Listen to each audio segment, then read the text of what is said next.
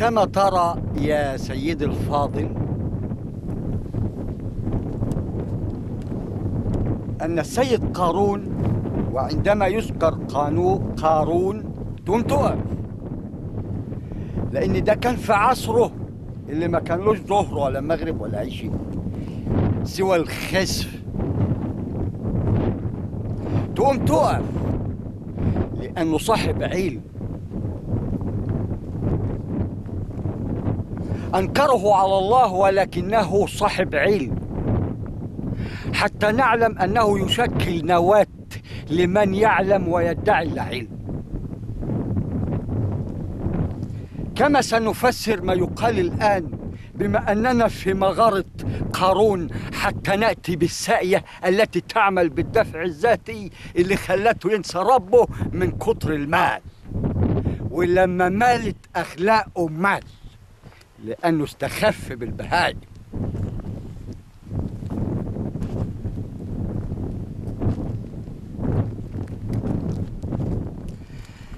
فالسيد قارون نحن الآن نفحت عليه لأننا عثرنا عليه وعلى كنزه من خلال الكيفية القائمة على ذات ما يقال الآن. وخسفنا به وبداره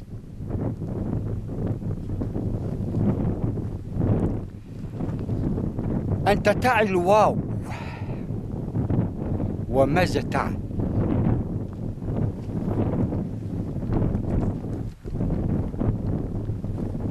وخسفنا جمع خسف.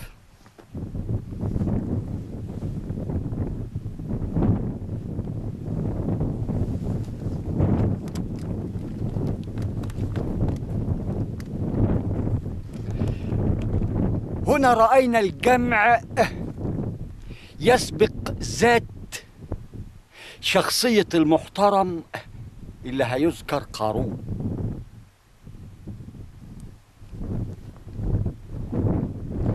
يبقى وخسفنا به، وخسفنا جمع خسف، يبقى بدأ بالجمع حتى نعي أننا نقبل على نواة تشكل نفس ذات قارون.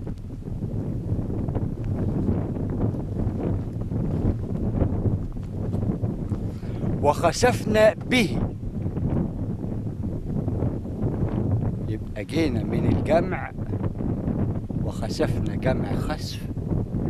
به اختصت ذات النفس اللي ستورث من خلال أقاربها التائبين اللي يعوا ما حدث له وهم عليه آبين.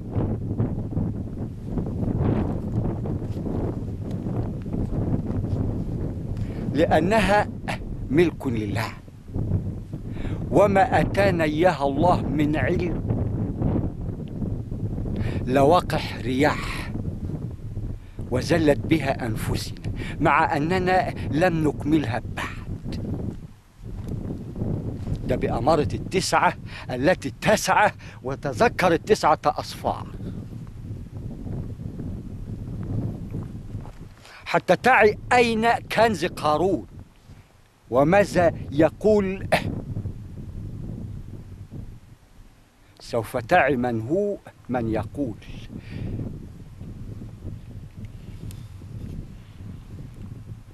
في الوقت المناسب، لأنها مواقيت وضعها رب العرش العظيم.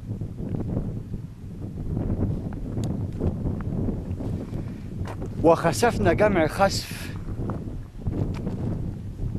الواو تعريف بجمع سيجسد في ذات نفس تجمع هذا الجمع الذي تسبقه.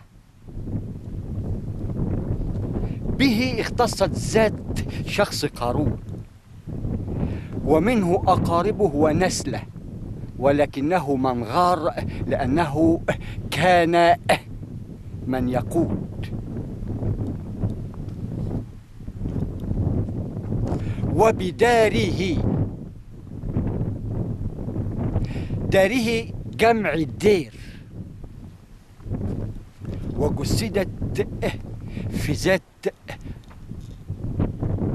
حرف أي جملة فردي، فهناك جمع وزوجين نواة.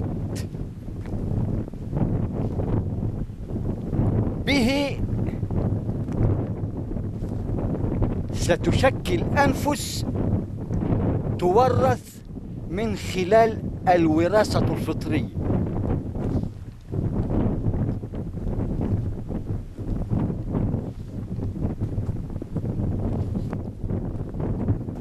وداره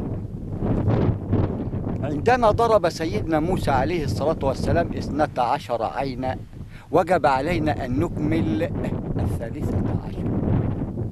يبقى داره كانوا 12 قبيلة، بقوا دلوقتي كام؟ يسكنوا المقابر، ويقول لك محدش بيموت من غير عشاء، ومحدش بيموت جعان. صدقني بيموت جعان ومن غير عشاء،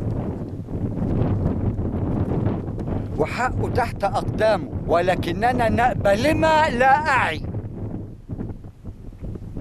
لأن ليس معي إعاء أعي فيه أكثر مما وعيت. وبناء عليه نحن الآن نفهم حفريات بقانون مشروع الحفريات في عام الحفريات، حتى نبحث أين الخير يكمن يا سيدي، تحت قدميك. يبقى داره جمع الدير أي ديرة، داره جمع ديرة. وبه جمع أنفس، ولكن هنا نطقت فردي به. وداره اختص ذات زوجين بالخصاصة.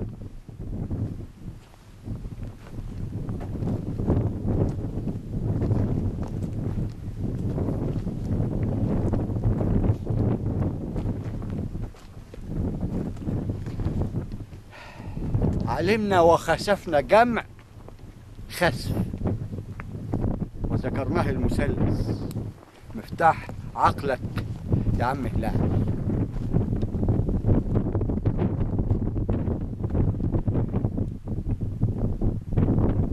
وخسفنا جمع خسف. ويوم تعلى البنيان يخسف به وهو مش لاقي ياكل، لأن عندما بحثنا من خلال رؤية المثلث الكون العظيم التي لا تعي عنه شيء ولن تعي سوى ما نعلمك إياه، واعلم كيفما شئت يا من تعي أنه لك، لأنك أنا، ووجب عليك من تعلمني ما يقال حتى لا أموت دون عشاء يا سيدي. لأن لواقح رياح من قبل الله تكفي من خلق بالديمومة التي لا نعي عن قانونها شيء، أو نعي وندعي أننا لا نعي، ولكنني أعي إني مسكك من قلبك وهوريك ربك كيفما شئت. أنا من الله سبحانه وتعالى. فين رزقك ورزق من خلق؟ ابدأ بمن يسكن لواقح الرياح. انهب ديناصور ملك الملائكة بني آدم البني آزر بني تايه، لا يعي أين خيرات الله. يقول لك منين الولاد تاكل منين؟ لأنه فقد القانون.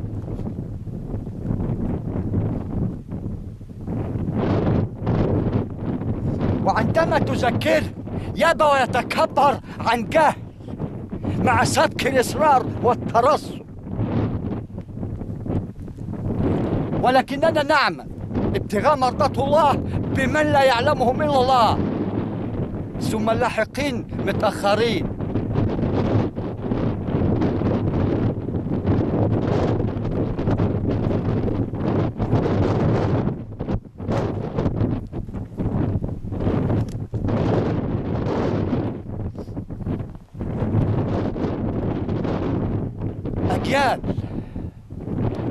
أجيال هتحاسبنا أمام الله، أجيال ديمومة،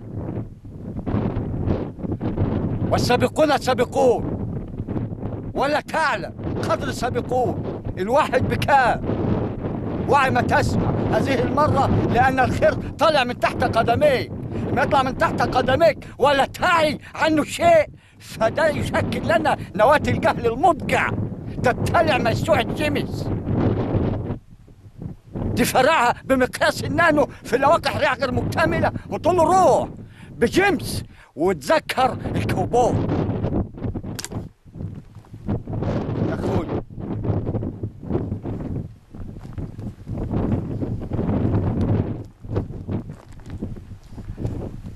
فوجدنا آل قارون فقراء ومساكين، فعندما فتشنا في الصدور وجدنا أن به 1011 قارون، وهو لا يجد العشاء لأنه فاقد للقانون. وتذكر سورة قاف أي قانون.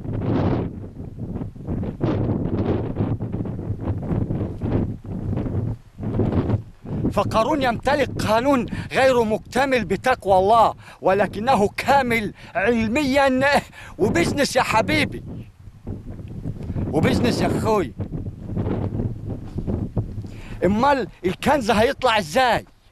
ما احنا وجدنا قارون كما كان فرعون، ما هو كان مثلث فاشل، فرعون وهامان التعبان وقارون المفلس، مش لاقي يجيب سيجارة يولع بها في نفسه، ما معوش تمنها، وجواه 1,000,000,001 قارون. قارون المفلس لأنه فقد قانون ربه. فوجب على آل قارون أن يستغفروا لقارون ويتصدقوا عنه.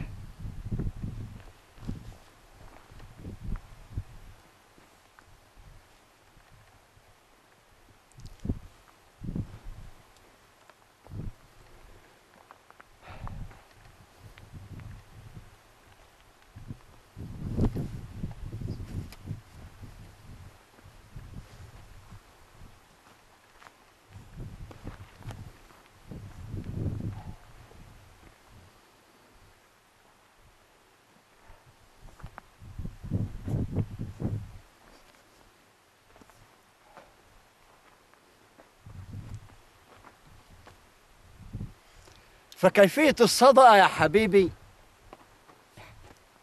منها مال ومنها جمال، وأتانا كل ما أذكر ولكننا لا نسبح ولا نحمد. على إيه؟ على النفس اللي بتاخده لا تعي ما بداخله من نور وعلم قائم على مقياسه المثلث، حتى تسأل وتستكلح وتقول يعني إيه المثلث؟ هو إيه يعني المثلث؟ مثلث في عينك يا أرنب، سوف تعي وحش الصحراء عما قريب. وعي مصطلح وحش على من ينطبق يا حبيبي.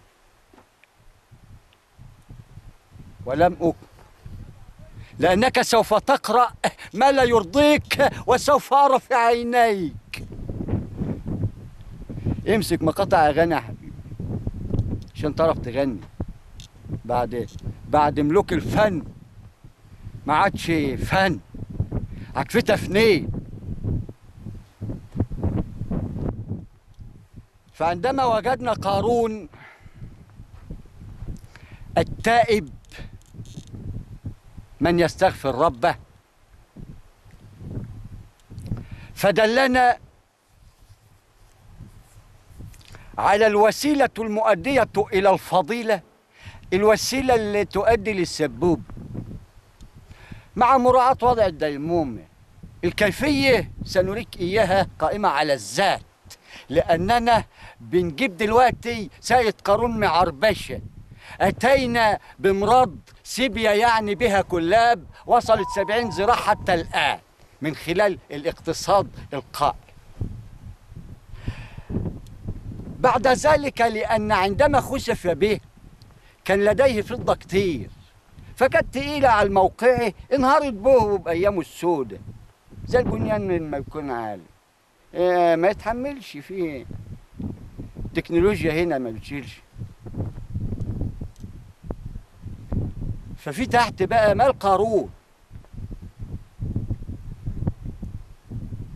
مال قارون انصهر لأنه كان فضة مع مفاتيحها، ولدينا كلاب بقى وعاملين له ودن من تحت، لأنه عندما ينصهر يعطينا شكل البركان.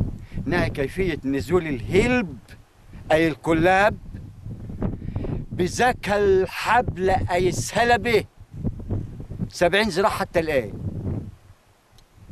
واعلم أنها بداية اللا نهاية، ففي بعد هنا ولكنني أرى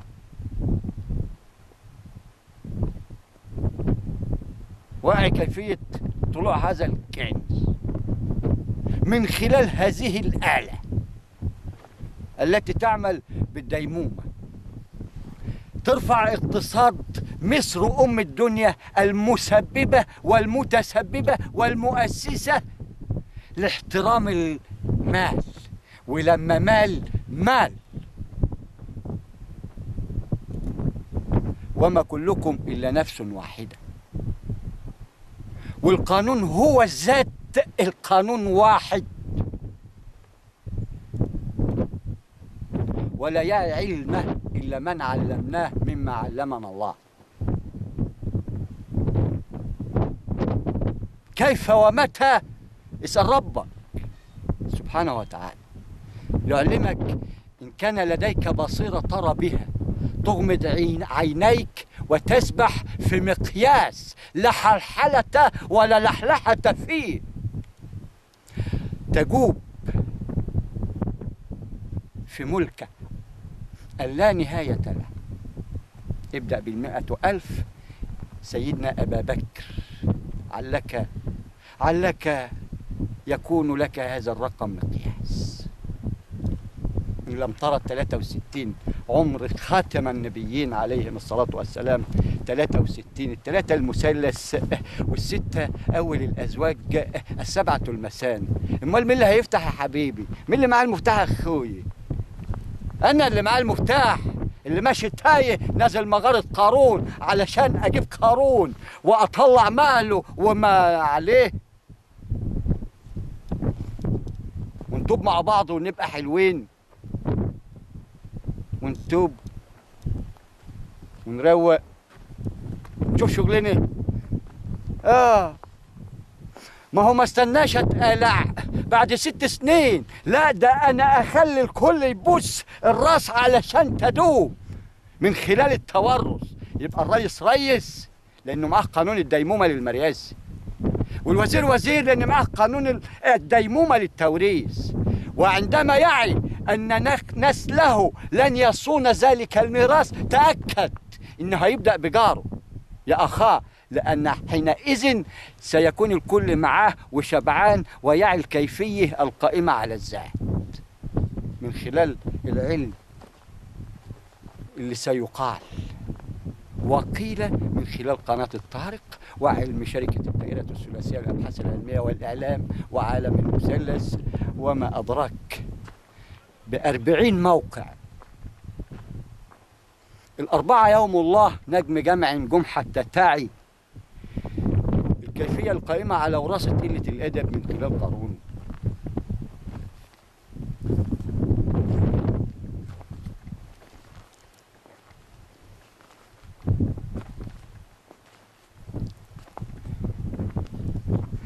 كيفية استثمار اللا شيء التي به كل شيء، أي من اللا شيء أعظم شيء، من خلال علم المثلث اللي لا سوانا يعلمكم إياه. يا من تغشون ثيابكم كالنعام، حديثي لكم، ولكن 99 فاهمين، لأن ده رزقهم ورزقكم، حتى تعوا كيفية التورث عن علم. الرئيس رئيس بالوراثة، الوزير وزير بالوراثة، الفلاح فلاح بالوراثة، كل واحد واخد منهجه وراضي عنه، لأن ده دخله يرضيه، وذاك دخله يرضيه، وحلنبوسه دخله يرضيه.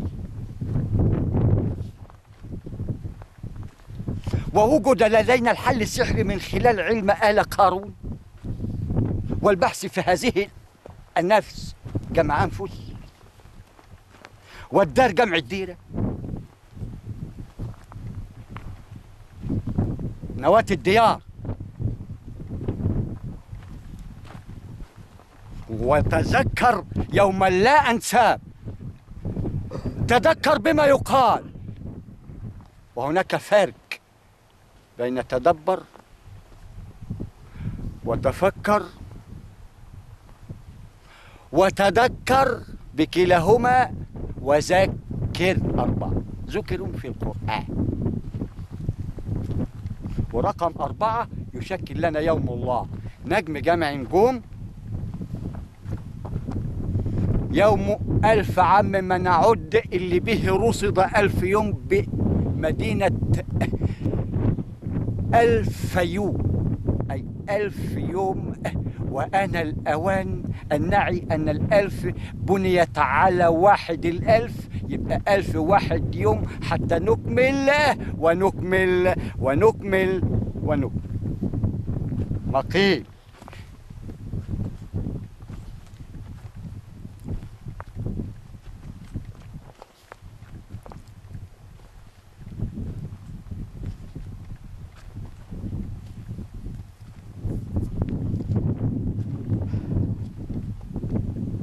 فأتانا الله سبحانه وتعالى بقارون من خلال، طبعا أنا انت عرفت اليوم اللي هي ال4، يوم 1000 عام، يوم الشمس عام، يوم القمر شهر، يوم الأرض 24 ساعة 12 و12 أم الأزواج اللي بتضرب بالجوز.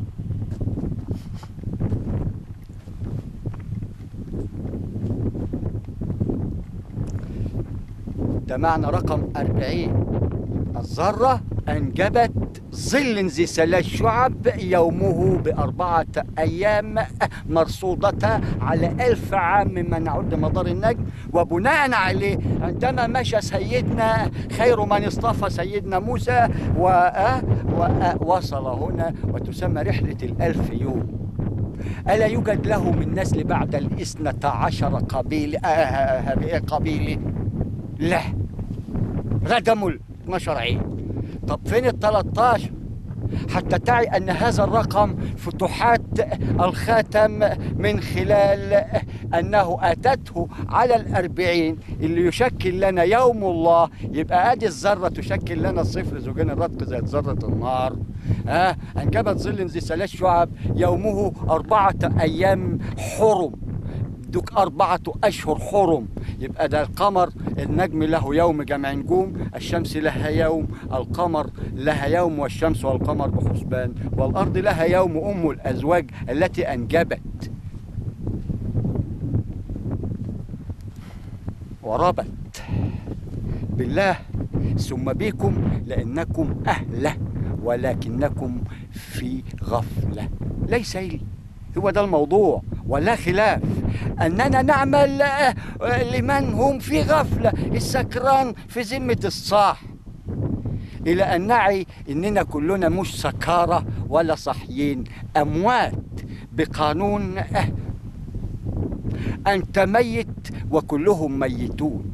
وما قالوش أنت هتموت وكلهم هيموتوا، لا، أنت ميت إلى أن تحيا. وتذكر بيحيى لم نجعل له من قبل السمية. علك تعي ما يقال من هنا وهناك، وتجمع يا راجل، وتجمع يا أخوي، تجمع عشان هحاسبك.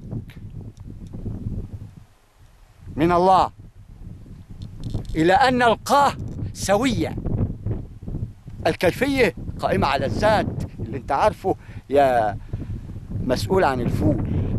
ابدأ من رب الأسرة، انهي بطاووس الطاووس، هو ده المطلوب. سوف ترى سيف التاريخ يا نسر.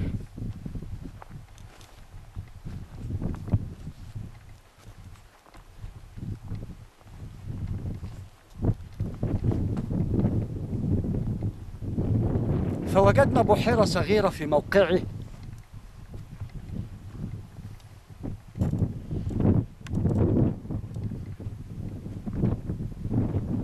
في أرض تسمى صحراء الفيوم. واحد اليوم صاحبها تفاءلنا باسمه صاحب شركة آل عبيد عقارات، ولكنها ملكية خاصة مننا لله ثم الحكومة، التي من خلال هذا المشروع بالفلاح يعني سيعمل جميع الشباب ما أنا شكلي داخل انتخابات حاجة عجيبة اللي تاني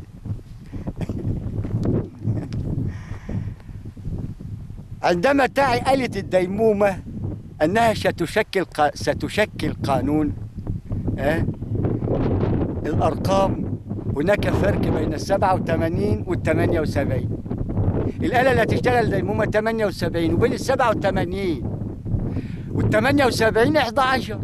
والله العشرة نواة تكون المنظومة الرقمية، والواحد بالعشرة يبقى هذا فلك يا الله حاجة عجيبة. سبحان الله وبحمده، سبحان الله العظيم.